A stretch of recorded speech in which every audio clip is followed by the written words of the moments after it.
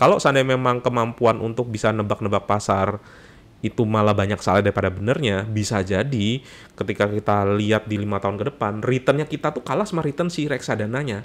Kenapa? Karena kita coba keluar masuk dan akhirnya timingnya nggak pas. Ya. Nah ini mungkin ada yang dikenal dengan istilah jangan timing the market, tapi yang penting itu adalah time in the market.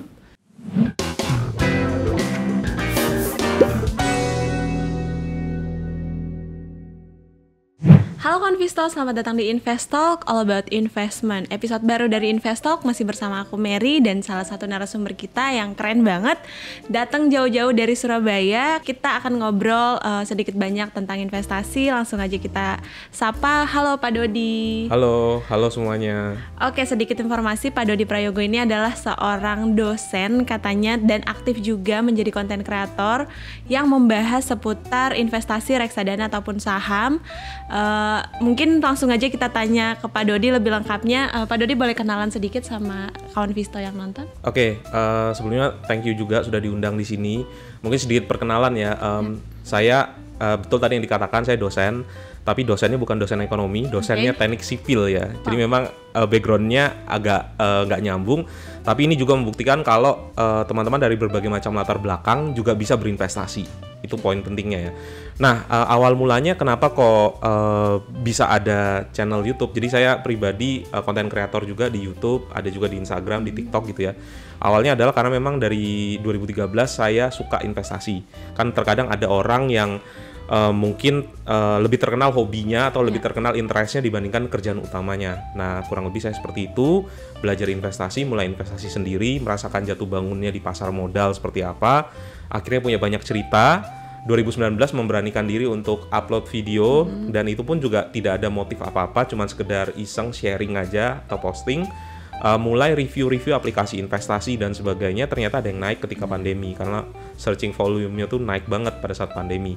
Nah, mulai dari situlah pelan-pelan mulai nyoba konsisten sharing dan seterusnya sampai sekarang bisa ada di sini. Oke. Gitu, menarik sih Pak. Memang beberapa narasumber kita juga kebanyakan bukan datang dari ekonomi dan benar yang kata Pak Dodi itu menunjukkan bahwa dari manapun background kita, ketika ada interest, ada kemauan, siapapun bisa berhasil di investasi pasar modal ya Pak. Betul. Oke. Jadi yang tadi Pak Dodi sempat bilang, Pak Dodi mulai sebelum pandemi bahkan karena mungkin banyak konten kreator yang mulai saat pandemi. Saat itu memang tadi Pak Dodi bilang keisengan, tapi apa sih yang mendorong keisengan ini? Kan kadang kita hanya sebagai ide nih Pak, tidak dieksekusi. Apa yang mendorong Pak Dodi untuk mulai deh channel YouTube? Oke, jadi ceritanya saya ada ngajar satu mata kuliah di pasca sarjana, namanya itu kurang lebih ekonomi teknik lah. Dimana kalau di ekonomi teknik kan kita diajarkan tentang interest rate, time value of money. Ketika saya memberikan contoh, misalnya interest rate-nya itu 7% atau 8% atau 10%, saya coba kasih contoh yang real, 7% ini seperti apa sih kalau di investasi. Waktu itu misalnya saya kasih contoh tentang SBN retail atau obligasi, kalau 10% kayak gimana. Kasih contoh misalnya saham yang return compounding 5 tahun, 10 tahun terakhir, rata-rata 10%. Akhirnya ada beberapa yang karena saya menjelaskan lumayan detail dan juga tunjukkan lewat aplikasi investasi atau akun portfolio investasi saya, banyak yang ngerasa Pak kayak gini nggak begitu banyak di YouTube. Coba di record aja kemudian coba di upload. Jadilah video pertama di mana saya sendiri nggak ada konsep apa-apa, cuman screen recording pakai voice over dan karena memang dari awal niatnya bukan untuk cari tambahan uang ya, karena memang nggak tahu juga kalau bisa ada model bisnisnya konten kreator. Coba upload aja. Jadi saya anggapin kayak hobi baru, belajar juga untuk editing seperti apa, untuk recording seperti apa, untuk membangun channel YouTube seperti apa. Ternyata mungkin setelah 20 video 2 bulan 3 bulan berjalan, video nomor 7 sama 18 naik. Nah dari situlah akhirnya yang dulunya cuma nonton 50 orang, 30 orang mulai naik batas bawahnya 100, 200, 1000 dan seterusnya sampai sekarang. Jadi sebenarnya saya thank you juga buat mahasiswa yang kasih rekomendasi. Kalau mereka nggak kasih saran buat diupload ke YouTube, mungkin nggak saya nggak di sini sekarang. Betul, gitu. Betul.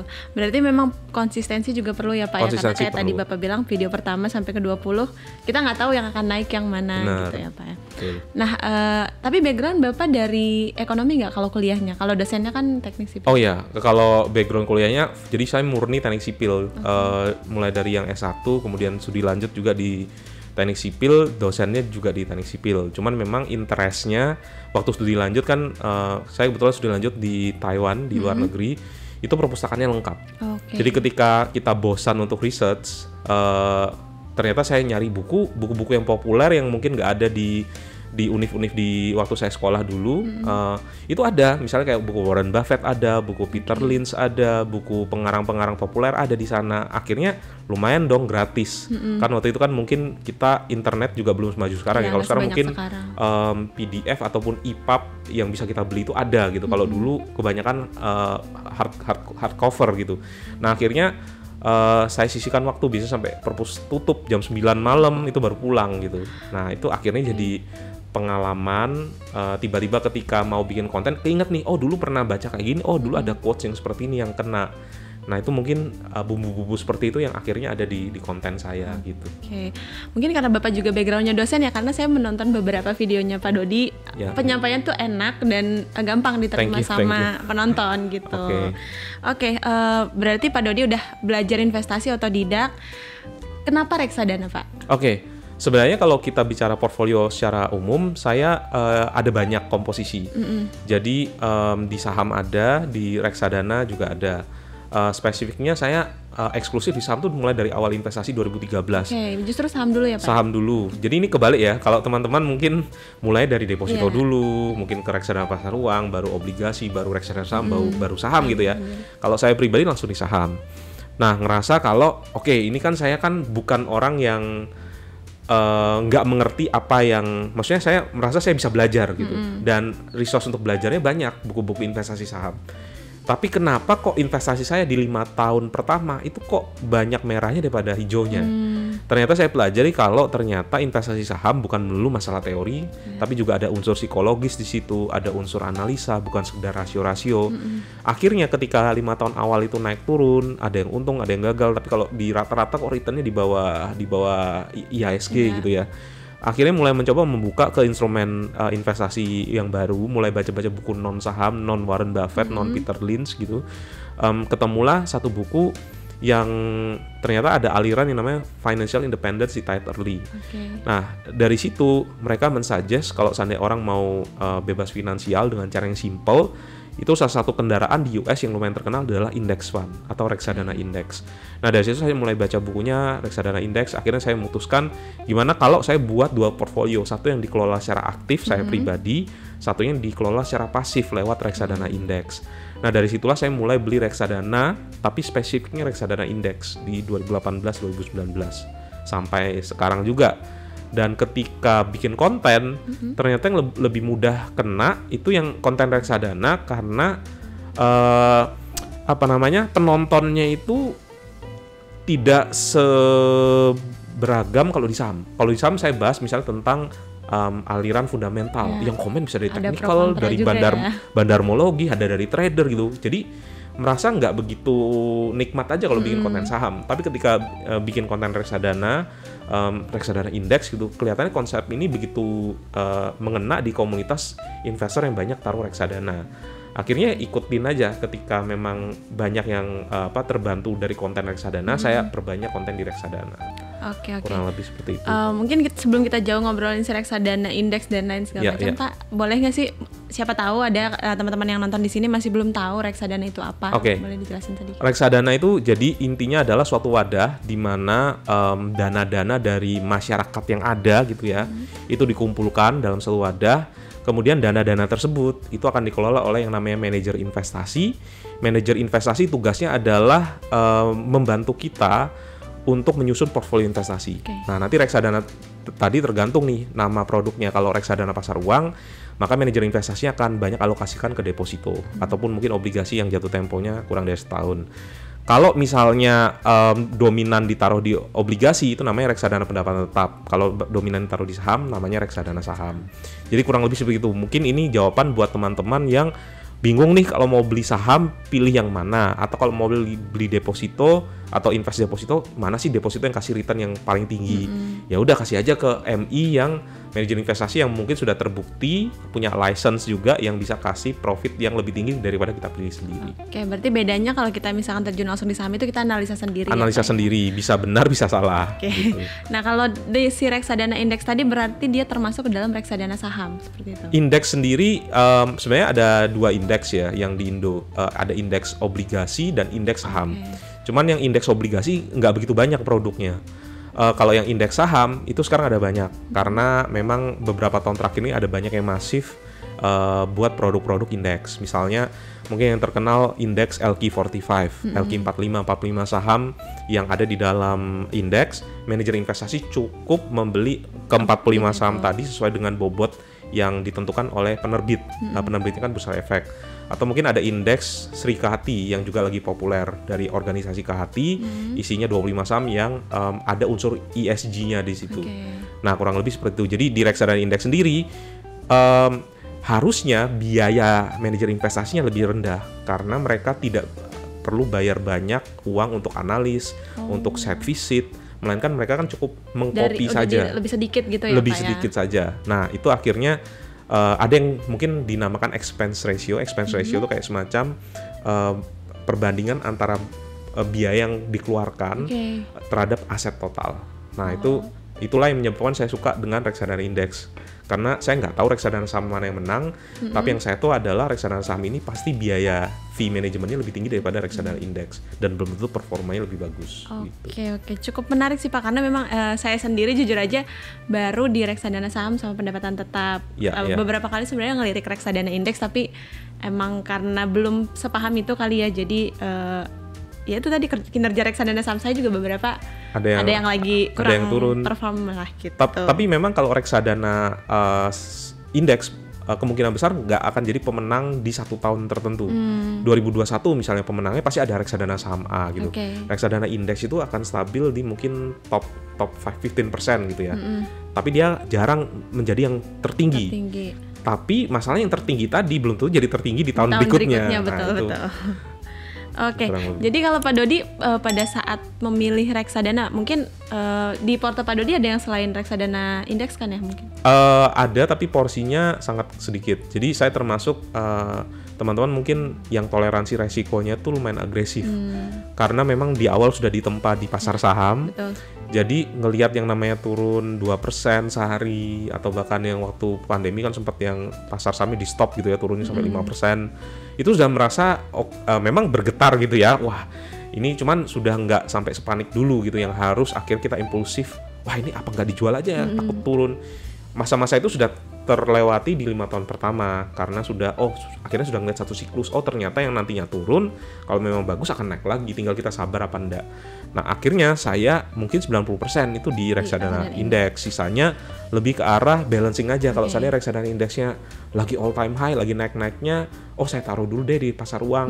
Jadi nanti ketika reksadana indeksnya turun, saya switch dari pasar uang ke reksadana indeks. Oke, jadi pada saat Pak Deddy memilih produk nih, apa sih Pak yang perlu diperhatikan? Oke, yang pertama, kalau ini khusus untuk reksadana secara general, nanti saya masuk ke reksadana indeks gitu. Reksadana secara general yang pertama saya lihat itu adalah siapa reputasi dari manajer investasi, karena kita tahu sendiri 2019 banyak kasus manajer investasi, ada yang kena kasus lah di OJK, dibersih-bersih oleh OJK. Jadi itu penting. Kemudian yang kedua, saya juga akan lihat track record dari beberapa produknya. Tidak hanya satu produk ini aja, tapi kalau di reksadana pasar uangnya gimana sih performance-nya, obligasinya gimana sih, kemudian reksadana saham gimana sih. Kurang lebih ngelihat seperti itu. Yang ketiga mungkin aset under management-nya. Kira-kira lumayan enggak, ratusan miliar enggak misalnya AUM-nya ya, atau 1 triliun bahkan triliunan bahkan. Karena takutnya kalau kita invest di reksadana yang AUM-nya mungkin cuma 50M, tiba-tiba nanti dilikuidasi karena di bawah kalau ketika ada penarikan terus kemudian turun. Dan yang terakhir balik lagi di return dan efisiensi. Jadi kalau return tuh ngelihat 5 tahun terakhir performanya gimana, 10 tahun gimana. Semoga aja dengan kita lihat data historis masa lampau itu bisa jadi indikator kalau kedepannya dia bisa jadi akan mengulangi gitu ya. Itu yang pertama. Terus kemudian yang terakhir tadi efisiensi. Jadi seberapa besar sih fee manajemennya terhadap AUM-nya, atau mungkin rasionya kita kenal expense ratio. Itu kalau reksadana in general. Kalau indeksnya sendiri, Pak? Kalau indeks, saya pilih-pilih indeksnya. Jadi yang saya lihat di awal adalah isi dari indeksnya apa sih. Kalau saya dulunya sih suka sama IDX30. Cuman memang belakangan ini IDX30 ini dimasukin saham-saham yang aneh-aneh gitu, yang membuat performance-nya malah jadi turun dan ketinggalan dari indeks-indeks yang lain. Let's say dimasukin 3 saham tech waktu tahun 2021 atau 2022 ya, yang membuat akhirnya sektor lainnya yang cemerlang nih, sektor banking kan juga ada di IDX30, bobotnya juga 40% gitu. Naik, tapi akhirnya naiknya nggak maksimal karena jatuh dari saham-saham tech yang ada di sana, dan bobotnya gede lagi ya saham tech itu. Akhirnya yang sekarang saya lebih pilih mungkin indeks-indeks yang bukan sekali lagi, tapi ini bisa berubah ya, yang bukan penerbitnya itu dari bursa efek, tapi indeks yang organisasi lain yang lebih tidak ada kepentingan bisa jadi. Contohnya let's say Serikati atau mungkin yang lain-lain. Balik lagi ke yang tadi Pak, Bapak sempat bilang kalau misalkan reksadananya udah all time high, di switching dulu nih ke produk lain. Itu berarti kan Bapak melakukan evaluasi ya? Ya, sebenarnya bukan di switch, tapi bukan saya jual, tapi ketika ada dana baru untuk investasi, saya nggak top up di situ. Gitu. Jadi saya masukkan ke pasar uang. Tapi memang benar, bisa dibilang ini rebalancing lah ya, kurang lebih seperti itu. Berarti kalau aku salah mungkin boleh dikoreksi Pak. Cuman berarti Pak Dodi bukan tipe yang per tanggal berapa nanti top up, tapi lihat dulu kira-kira masih all time high apa enggak gitu. Jadi tipikalnya saya setiap bulan pasti invest. Cuman investnya milih-milih. Jadi misalnya let's say investasinya memang bener nggak sampai tanggal spesifik gitu ya, nggak setiap gajian 26 invest, mungkin kalau ada uang lebih sebelumnya bahkan bisa top up. Nanti ketika mau top up, saya ngelihat nih, kira-kira indeksnya ini kok lagi naik. Ya, jadi ketika lagi naik, biasanya saya taruh dulu di reksadana pasar uang. Nah, ketika misalnya di bulan depan indeksnya turun, top up saya mungkin saya kembalikan lagi ke reksadana indeks. Ketika nanti ternyata belum sampai ganti bulan turun lagi, bisa jadi yang pasar uang yang saya invest di bulan berikutnya, saya kembalikan lagi untuk saya invest di reksadana indeks. Jadi kurang lebih seperti itu. Jadi saya coba membalance 80-20 lah, 80% yang berbasis saham, yaitu reksadana indeks saham tadi, 20% yang lebih fixed income untuk menstabilkan aja. Gitu kurang lebih. Kalau misalkan Pak Dodi kan mungkin udah paham banget reksadana. Di sini nih ada kawan Visto yang nonton, reksadananya turun nih. Iya. Kinerjanya mungkin udah ditarik 6 bulan kok turun terus gitu. Pada saat apakah kita di reksadana itu perlu kayak di saham untuk kayaknya udah waktunya jual nih, atau ya pada saat turun memang disitulah waktunya kita beli lagi gitu. Jadi saya sepanjang mungkin 5 tahun ya investasi di reksadana indeks, itu ngeliatin berbagai macam skenario. Ya, ada satu pertama mungkin 2021 gitu, sekitar 4-5 bulan reksadananya turun hampir 20%. Itu pernah. 2022 juga terulang lagi. Ketika mungkin sekitar 8 bulan ya reksadananya juga turun 20%. Kita nggak bicara 2020 ya, 2020 beda kasus ya Pak. Udah ekstrim banget sampai 40% dalam waktu 1 bulan gitu. Nah, apa yang kita lakukan? Kadang-kadang kita ngerasa sayang nih, coba waktu lagi naik tadi kita jual. Permasalahannya adalah kita susah sekali untuk bisa nebak mana pun titik puncak dan mana titik terendah. Jadi yang kita lakukan adalah ketika turun, jawaban apapun sebenarnya bisa benar ya. Ketika dijual pun bisa jadi pada bulan depannya turun lebih dalam sehingga akan merasa senang gitu. Tapi seberapa konsisten kita bisa keluar dan masuk pasar, itu yang perlu mungkin kawan Visto ya itu perlu lihat. Kalau seandainya memang kemampuan untuk bisa nebak-nebak pasar itu malah banyak salah daripada benernya, bisa jadi ketika kita lihat di 5 tahun ke depan, returnnya kita tuh kalah sama return si reksadananya. Kenapa? Karena kita coba keluar masuk dan akhirnya timingnya nggak pas ya. Nah, ini mungkin ada yang dikenal dengan istilah jangan timing the market, tapi yang penting itu adalah time in the market. Karena ketika kita mencoba untuk mencoba untuk menghindari hari terburuk ya, tadi turun tadi, kita nanti akan kehilangan hari terbaik. Nah, itu yang teman-teman perlu sadari. Cuman memang hal ini akan melawan nature dari manusia. yang ngerasa kalau merah-merah kayak gini kan bukannya harusnya kita panik ya. Supaya kita nggak panik ya kita jual aja. Masalahnya kita nggak tahu kapan ketika kita jual bisa jadi besoknya rebound. Uangnya belum sampai cair ke rekening kita ketika mau masuk lagi sudah ketinggalan karena sudah rebound tinggi. Kurang lebih seperti itu. Nah mungkin kita balik lagi ke basic kali ya Pak ya. Kalau dari reksadana itu sendiri, selain tadi penurunan harganya atau NAB-nya, apa sih resiko yang mungkin muncul Pak ketika kita berinvestasi di reksadana?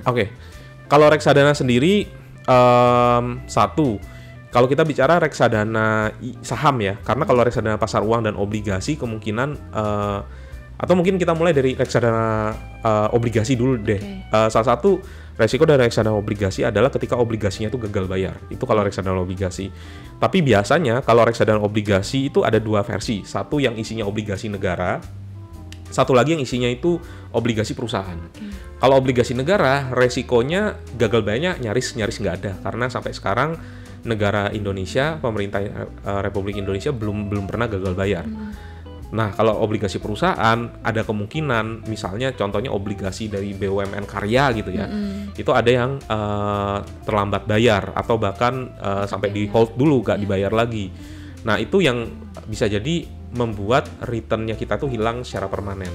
Misalnya nih dari 100%, 5% itu adalah obligasi yang gagal bayar tadi. Nah, nanti aset kita akan menyusut dari 100% jadi 95% atau mungkin returnnya minus 5%. Tapi jangan khawatir, harusnya kalau reksadana obligasi ada aturan di OJK yang mengatakan kalau si manajer investasi tidak boleh punya satu obligasi lebih dari 10%. Berarti jadi bagi-bagi ya Pak ya? Bener, jadi dalam satu fund itu bisa ada 20-30 obligasi. Jadi istilahnya ya meskipun ada yang gagal bayar ya itu aman, cuman returnnya kita akan hilang aja. Itu kalau obligasi. Nah, kalau saham yang agak tricky, karena saham ini kan dikelola secara aktif sama pasif. Kalau dikelola secara aktif, resikonya jelas lebih tinggi, tapi ada potensi dapat return yang lebih tinggi. Apa resikonya? Manajer investasinya salah pilih. Ada beberapa manajer investasi yang dulunya pas zaman-zaman 2021-2022, mereka kinerja bagus karena invest di bank digital. Saham-saham bank digital yang tahu sendiri kan naiknya, hampir semua bank digital tuh naiknya tinggi banget gitu, kayak to the moon gitu ya. Tapi ketika 2022-2023 manajer investasi yang tadi sukses, strateginya beli bank digital tidak terulang lagi karena mereka mencoba terus tuh mencari sektor apa sih yang bisa mengalahkan indeks lagi. Ternyata kan enggak, sektor perbankan konvensional kita yang naik. Akhirnya reksadana saham yang memang sahamnya itu aja, ada the big four banks, itu justru kinerjanya malah tinggi dan manajer investasi yang mencoba untuk mengalahkan pasar itu justru turun. Yang tadinya menang sekarang turun. Nah, itu yang perlu diperhatikan sih, kalau aktif itu pemilihan saham sama style investasinya kayak gimana. Apakah mereka suka beli saham-saham yang berdasarkan momentum, yang naiknya lagi tinggi, yang lagi story-nya bagus, ataukah manajer investasinya ada yang milih saham-saham berdasarkan fundamental gitu ya. Nanti kita bisa lihat yang namanya fund fact sheet, itu ada 10 komposisi saham teratas gitu ya, 5-10, teman-teman bisa lihat setiap bulannya apa aja. Ketika ternyata ada perbedaan, saham apa yang keluar, saham apa yang masuk, nanti teman-teman bisa punya bayangan style investasi si MI ini seperti apa. Kalau untuk reksadana indeks sendiri? Kalau indeks sebenarnya indeksnya sih. Indeksnya kalau isinya saham-saham yang kurang begitu bagus, memang agak susah gitu ya. Atau mungkin tren dari penerbit indeksnya ketika mereka kan setiap 6 bulan sekali ada yang namanya rebalancing index. Jadi 3-5 saham itu dikeluarkan. Kita juga bisa sambil nebak-nebak nih. Oh, 2023 yang lalu kok saham ini dimasukin ya, kok agak aneh ya. Kok saham ini harusnya nggak secara fundamental labanya masih minus dan seterusnya kok masuk gitu. Nah, atau mungkin saham-saham tech yang baru IPO kok langsung dimasukin. Nah, itu yang teman-teman perlu ada red flag mungkin ya. Dan akhirnya kalau memang nggak begitu bagus, bisa jadi kita pindah ke indeks lainnya. Atau kalau dari awal diversifikasi lagi. Reksadana indeks sebenarnya sudah diversifikasi, tapi kita bisa punya 2 produk, satunya mungkin dari indeks A, satunya dari indeks B. Gitu. Jadi walaupun tadi reksadana dikelola oleh MI, kita juga perlu ya Pak melakukan ibaratnya evaluasi ataupun monitoring pada saat berlangsungnya investasi kita. Benar. Nah Pak Dodi udah dari 2013 sampai sekarang udah hampir 11 tahunan. Cerita paling menarik selama berinvestasi itu apa Pak? Cerita paling menarik saat berinvestasi. mungkin ceritanya yang berkesan negatif dulu ya. Saya sempat punya investasi di saham. Investasi di saham itu mungkin sama lah kayak teman-teman ya. Saham yang kita rasa kita baru jual besoknya naik. Saham yang kita baru beli besoknya turun. Yang pengalaman paling berkesan tuh pada saat COVID kemarin atau pandemi kemarin, saya ada beli satu saham bank, bank The Big Four lah, bagian dari The Big Four. Itu saya inget belinya itu mungkin kalau bicara harga itu di 5.200 gitu ya. Sekarang sudah stock split kan. Jadi nggak tahu ini sahamnya apa ya. 5.200 tiba-tiba turun, waktu itu ARB-nya dibatasi sampai 7%. Turun 7%, saya beli lagi, turun 7%. Besoknya turun 7% lagi, saya beli lagi. Besoknya turun 7% lagi. Jadi sempat turun 7% selama 4 atau 5 hari berturut-turut. Terus kemudian saya mikir, ini yang salah saya atau pasarnya ya? Maksudnya bener gak sih strategi saya ini untuk beli saham yang murah di harga yang murah? Tapi ternyata ketika kita coba untuk mengesampingkan emosi itu dan kita yakin setelah pandemi ini akan kembali pulih dan perekonomian akan kembali membaik, maka apa yang terjadi di masa saat itu, kepanikan yang ada di saat itu justru bisa jadi peluang. Nah, itu bisa dapat momen pada saat itu adalah hasil dari 5 tahun awal yang gagal tadi dengan mungkin modal yang lebih sedikit daripada sekarang gitu. Coba kalau saya nggak gagal, nggak paham siklus, nggak paham psikologis, bisa jadi ketika sudah dikasih uang yang lebih banyak daripada 5 tahun yang lalu, itu ruginya bisa jadi lebih besar. Nah itu kalau saya yang cukup berkesan adalah pas pandemi, kita ngerasakan sesuatu yang nggak pernah kita lihat. Pasar saham tiba-tiba di stop di cuman berapa puluh menit berjalan stop. Waduh, itu benar-benar lumayan mengguncang juga emosinya. Dan mungkin ngasih pelajaran yang cukup berharga juga ya Pak. Kasih pelajaran juga, dan waktu itu portfolio saham saya, reksadana saya itu minusnya sampai 25%. Kalau saham sendiri secara spesifik minusnya 47%. Ini the whole portfolio ya, yang nggak cuma satu saham doang. Dan dengan uang yang sudah dikumpulkan dengan jerih payah selama mungkin hampir 10 tahun sampai saat itu, kok minusnya sampai segini.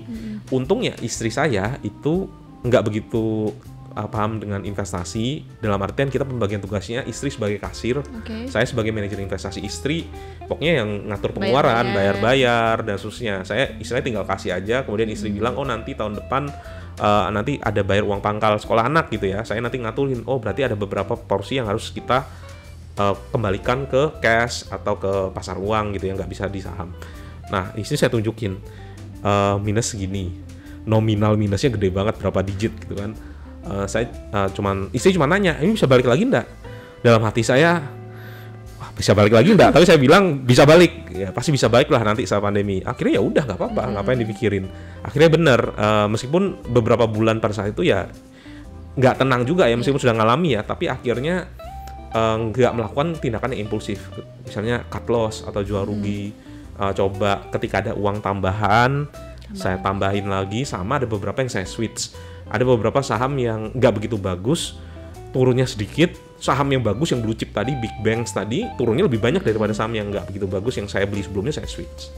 Oke, berarti poinnya adalah tetap Pak Dodi udah analisa dulu dong perusahaan ini atau saham ini emang prospeknya masih bagus ke depannya, makanya memilih bertahan. Karena banyak juga mungkin orang yang denial ya Pak ya, udah tahu bahwa saham ini udah nggak akan jalan nih, tapi karena tidak mau ibaratnya udah dianalisa perusahaannya rugi terus, utangnya banyak, tapi denial malah mengalami kerugian yang cukup besar. Benar, itu juga hati-hati ya teman-teman. Yang namanya keyakinan kan juga harus berdasarkan fakta, bukan berdasarkan impian. Betul. Kita mimpi-mimpi saham yang kita beli, wah ini kok sudah jadi 50 ya, pasti suatu saat bisa naik. Itu namanya mimpi kalau misalnya kita nggak ngeliat fakta gitu.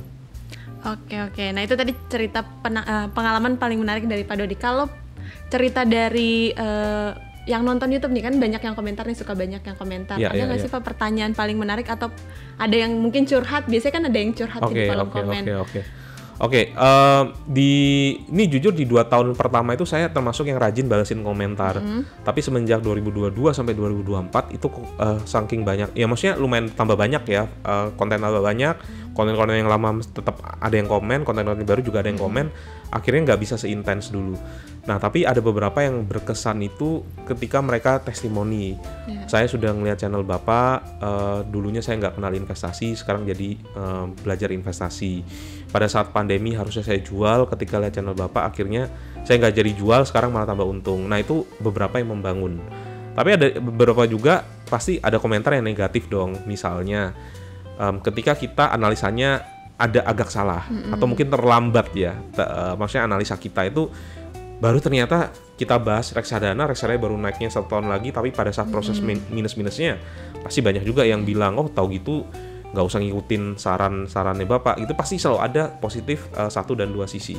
Bahkan kita bikin konten yang simple aja, misalnya konten personal finance, tips untuk alokasi gaji dengan 40, 30, 20, 10 kan yang simple banget kan. Kalau menurut saya sih aman banget ya, karena 40% untuk kebutuhan, 30% untuk cicilan kalau ada, 20% untuk investasi, 10% untuk amal gitu ya.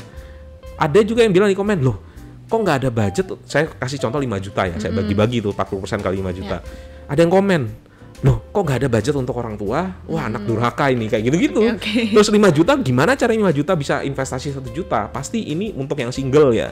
Jadi beberapa konten yang saya rasa aman, ternyata itu juga ada yang berdebat di situ. Jadi sebagai content creator memang kita juga harus punya kemampuan untuk memilah-milah. Ketika yang negatifnya nggak lebih banyak dari yang positif, artinya memang pasti selalu ada orang yang akan komplain di segala macam hal. Betul. Tapi kalau ternyata memang negatifnya jauh lebih banyak daripada positif, mungkin kita harus introspeksi. Nah itu sih yang saya pegang, dan jangan sampai satu komentar yang negatif tadi bisa merusak 100 komentar yang positif. Betul. Nah itu kurang lebihnya. Oke, mungkin 2 terakhir nih Pak. Ya. Yang pertama, kalau misalkan mau ngumpulin dana pensiun nih, strategi kayak gimana sih yang bisa dilakukan untuk berinvestasi di reksadana biar dana pensiun bisa terkumpul? Oke. Yang pertama, dana pensiun tuh sudah pasti kita harus punya goal atau garis finishnya kayak gimana. Karena sama kayak kita lari, kalau kita lari kita nggak tahu larinya ini 100 meter, 1 kilometer atau lari maraton gitu ya, kita nggak tahu harus ngatur seberapa cepat kita lari dan ngatur stamina seperti apa. Jadi bagi teman-teman yang mau investasi, kawan Vista yang mau investasi di dana pensiun, pertama harus tentukan dulu target dana pensiunnya seperti apa. Kalau saya sih punya pakai kasar aja ya, rumus kasar itu pakai konsep the 4% rule. Artinya the 4% rule itu kalau kita sudah punya aset, kita tarik 4%, 4%-nya bisa mengcover seluruh kebutuhan hidup. Harusnya kita bisa dikatakan financial independence atau dana pensiun kita sudah finish. Nah, kita tinggal balik. Kalau seandainya 4% tadi ditarik itu harus sama dengan pengeluaran, maka dan asetnya perlu berapa sih 4% dari aset dan pengeluaran, maka ya 4% kita pindahkan ke kanan, 1 dibagi 4% jadinya 25 kali. Artinya kita harus punya aset sama dengan 25 kali pengeluaran tahunan. Contoh nih, misalnya saya punya pengeluaran 40 juta gitu kan, 40 juta per tahun, 40 juta per tahun saya kalikan 25, itu ketemunya 1 miliar. Artinya dengan dana 1 miliar kalau kita tarik 4% alias 40 juta dan itu sama dengan pengeluaran tahunan, kita bisa dikatakan bebas finansial. Jadi teman-teman nanti kalikan aja kira-kira pengeluaran bulanannya berapa, kalikan 12 dulu, kemudian kalikan 25 atau mungkin gampangnya kalikan 300, itu nanti akan ketemu suatu angka, dan angka ini semacam garis finishnya. Dan tiap-tiap orang pasti beda-beda. Ini yang enaknya konsep dana pensiun. Kalau semakin boros orang, dana pensiunnya semakin banyak karena pengeluaran harus di cover oleh pendapatan pasif itu semakin banyak. Nah, setelah ketemu tadi angkanya berapapun ya, 1 miliar, 500 juta atau 2 miliar. 1 miliar tadi teman-teman nanti silakan aja hitung kira-kira dengan kan sekarang ada banyak kalkulator finansial. Perlu berapa sih setiap bulannya untuk bisa terkumpul 1 miliarnya tadi, perlu berapa sih 1 bulannya. Nah, setelah terkumpul mulailah untuk konsisten untuk nabung rutin, dollar cost averaging, sudah tahu reksadananya seperti apa, setiap bulan sisihkan. Bahkan kalau perlu ketika sudah dapat gajian, misalnya tanggal 26, 27 gitu ya, langsung 10%-nya tarik dulu, sisihkan dulu. Mungkin ada beberapa pakai fitur auto debit gitu ya, ada beberapa investasi bisa pakai auto debit, sisihkan dulu. Nanti kalau memang cukupkan kebutuhan kita dengan 90% tadi. Nanti kalau lama-kelamaan, ternyata 90% sudah cukup nih, ditambah lagi jadi 85%, artinya 15% di auto debit kan. Nah dengan begitu teman-teman bukan lagi yang namanya menyisakan, tapi teman-teman sudah sisihkan dulu, bukan teman-teman pakai sisa, karena sisa biasanya nggak akan ada, ya? Karena keinginan kita tuh unlimited gitu ya. Kebutuhan mungkin segitu-gitu aja, tapi keinginan unlimited. Lihat di e-commerce, matanya sudah langsung wah gitu ada diskon. Padahal memang diskon tuh sengaja ditaruh di saat-saat dimana kita baru dapat gajian, diskonnya baru banyak, gitu kurang lebih. Oke, berarti kita perlu juga disiplin ke diri sendiri untuk menyisihkan untuk si dana pensiun tadi ya, untuk pemilihan produknya balik lagi ke kita produk mana yang kita ketahui. Betul, dan yang pasti garis finishnya harus tahu dulu. Gitu. Oke, pertanyaan terakhir nih Pak, apa sih harapan Pak Dodi untuk pasar modal Indonesia? Karena memang sekarang jumlah investor makin banyak, tapi seleksi alam juga ada.